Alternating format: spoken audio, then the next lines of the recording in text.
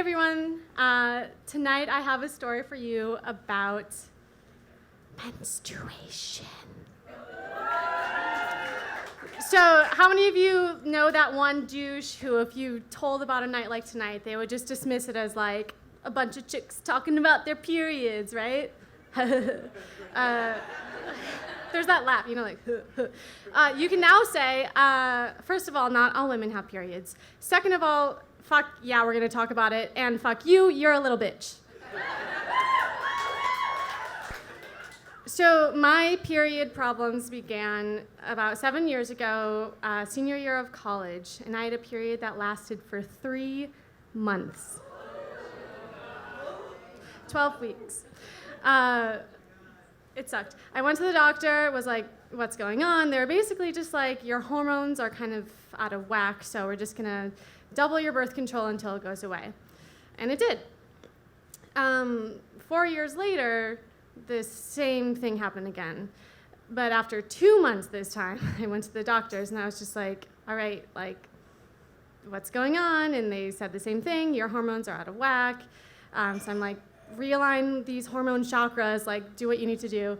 So they prescribed me lots of birth control, 7 times my normal dosage at one point, until it scaled down, until it went away.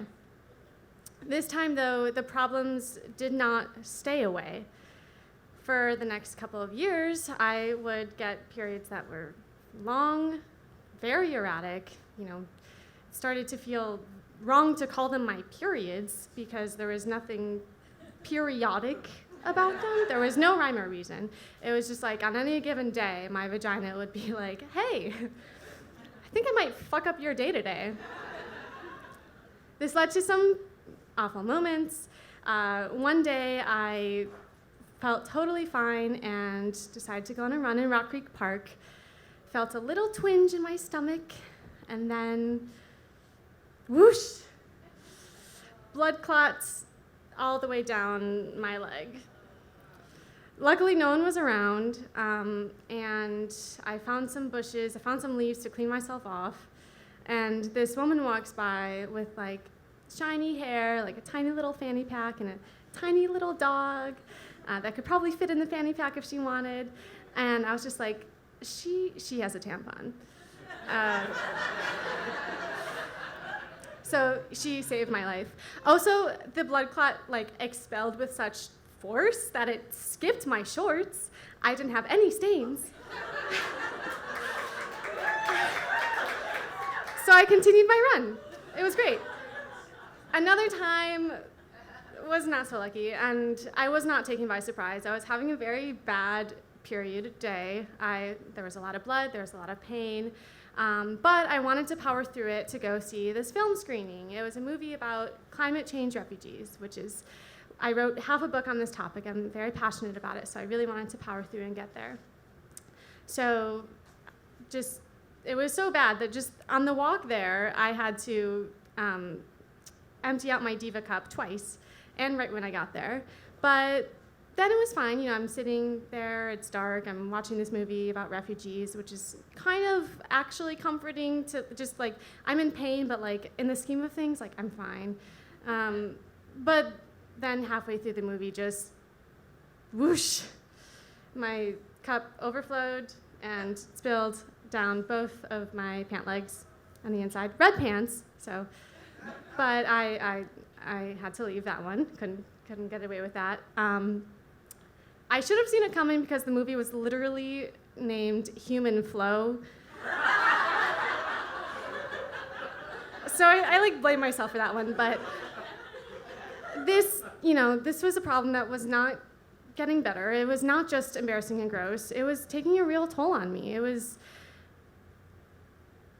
painful. I was very tired and in a lot of pain. I would wake up in the middle of the night with cramps and be up all night until the pain went away and just a zombie the next day. And I was also losing so much blood that my iron levels just plummeted. Fun science fact. Iron is what your blood needs to transport oxygen throughout your body. So if you don't have a lot of iron, your heart has to work a hell of a lot harder to try to transport the same amount of oxygen. So because of this, I would, I would walk to the top of a flight of stairs and just my heart would be beating so hard, I'd be out of breath. I would walk to the top of a hill and feel like I was gonna pass out. I started to recognize the yellow spots in front of my eyes, sort of like when you look into a bright light and close your eyes and you see it. Just on any given day, it was what would come over me before I felt like I was gonna pass out. At one point, it was so bad that my doctor said if we weren't able to stop it, I was gonna have to get a blood transfusion or else risk having a heart attack. So, again, it wasn't getting better, so I again went to a doctor, a different doctor. This one was a really adorable little blonde Russian lady, and she suggested I try getting an IUD, which is not something I'd considered before. I'd never really wanted to toy with my hormones that way. But things were getting really bad, so I'm like, I'll consider all my options right now. They also did an ultrasound, and they found some polyps in my uterus. Polyps are just abnormal skin growths. Fun science fact number 2, 2 to 4% of uterine polyps are cancerous. So I don't have cancer, and I never had cancer, just to put that out there right now, because that's not what this is about. But it was a very scary time for me. I didn't know what was happening to me or why. And it was fuck, what if it is cancer? At least I would know what was going on. So she said they could do surgery to remove these polyps, but it would be pretty invasive, and they didn't actually know if that would help. So I was faced with these options, IUD or invasive vaginal surgery, and I was like, I'm gonna go with the IUD and see if that does the trick. And either way, would get a biopsy to make sure there was nothing cancerous going on. So I did my Googling, I did my research on IUDs, and what I found online was that basically it wouldn't really be that bad. Some women have it totally be fine, and it's not a big deal at all. Some women, the worst I really read online was that it was having a really bad cramp, and I was like, I've had bad cramps. I wasn't nervous at all. So the day comes of my appointment. I was, biopsy and IUD in the same day.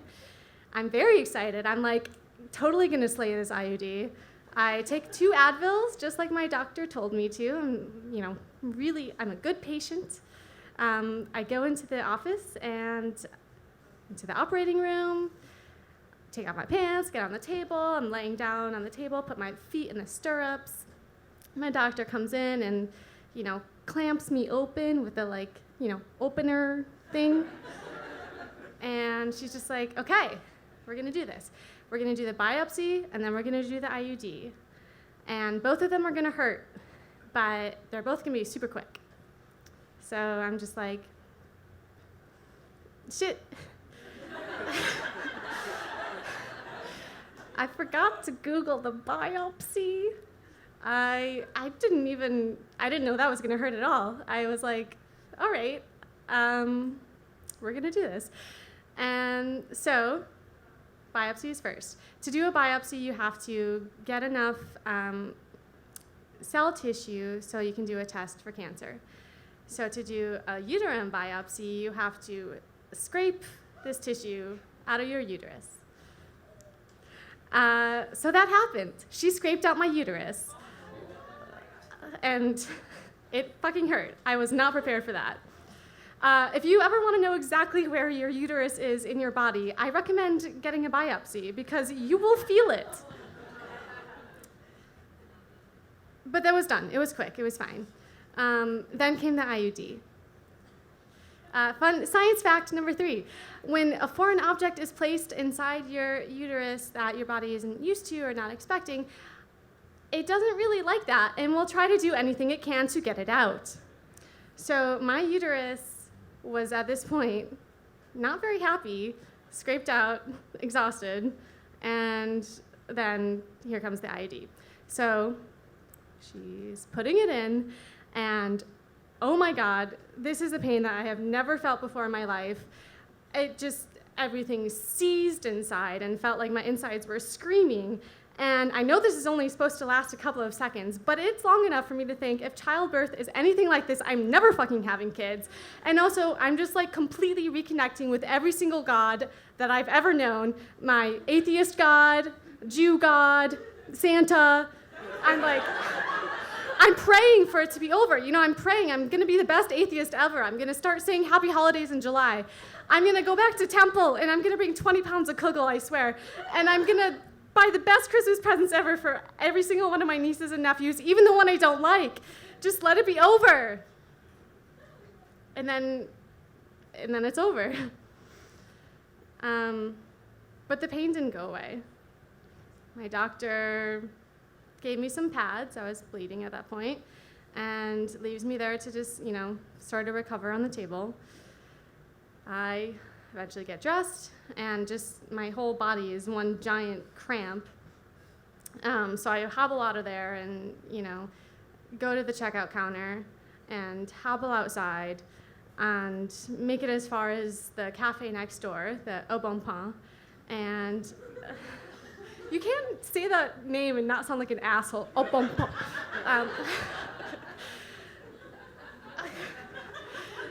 So at that point, I just the yellow spots are coming in front of my eyes. I'm gonna pass out if I keep walking. I need to sit down, lay down. So I make my way to the back of this cafe, and find some empty, hard-tiled floor in the back, and just sit down, pull my knees to my chest on the ground, sort of rocking back and forth and downing as much Advil as I can handle, waiting for this pain to go away. And basically spent the whole next hour rotating between sitting on the ground in Au Bon Pain and going to the toilet so I could just bleed and shit. My intestines, everything is just ugh. So honestly, I just want to hug every single worker there because nobody asked me a single question, and I was a fucking scene. But eventually, I felt well enough to call an Uber and go home so I could lay down in some different positions. And I get home and eventually feel well enough to rant about it on Facebook. You need to put some space between yourself and your Facebook posts. And then my sister-in-law comments something very interesting. She says, "Your doctor didn't anesthetize you? Is she a sadist?" So I'm nope. I did not know that was an option. It is an option. Local anesthetics are available for IUDs and biopsies. Fun science fact number 4. So that was, a whole different gut punch, and really just made me question, why had I never heard about this in all of my research and conversations with my doctors? And part of it has to do, I think, with just the fact that there's not a whole lot out there yet. I mean, that's changing slowly, but there's still a stigma about talking about your period and everything to do with that. And I never really had personal, in-person conversations about this. I never talked to my sister-in-law about this. That could have prevented this. That's why nights like this matter so much. We have so freaking much to learn from each other and share with each other. So thank you, Jen and Autumn, for this. And also, the second thing is that doctors prescribe less pain medication to women as they do to men, even female doctors. That's a scientific fact. And I'm just, our pain isn't taken seriously. And I'm done with that. I'm done with pain. I'm done with the idea that we need to shut up and put up with our pain.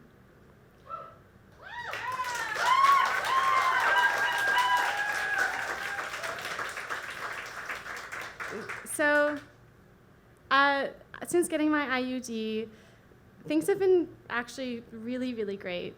After the first couple of days, but I haven't had any blood, any pain, any babies, any crazy hormones, some crazy hormones. I love my IUD. I'm one of those girls who says I love my IUD. I've named it Fred. He's my buddy. He protects me, and he hangs out with me every day. And, you know, in 4 years, I'm going to have to say goodbye to Fred and get it replaced. But when I do, I'm going to find a doctor who will anesthetize this shit. I'm going to walk in there and just say, hi, my name is Denise, anesthetize this shit. What's my medical history? Anesthetize this shit. I'm just going to get it, like, tattooed on my forehead, anesthetize this shit. So I was just, before I go, I was just hoping you all could help me practice, because it's still a little bit scary. So we're just gonna all say it together. Are you ready? Anesthetize the shit. Thank you.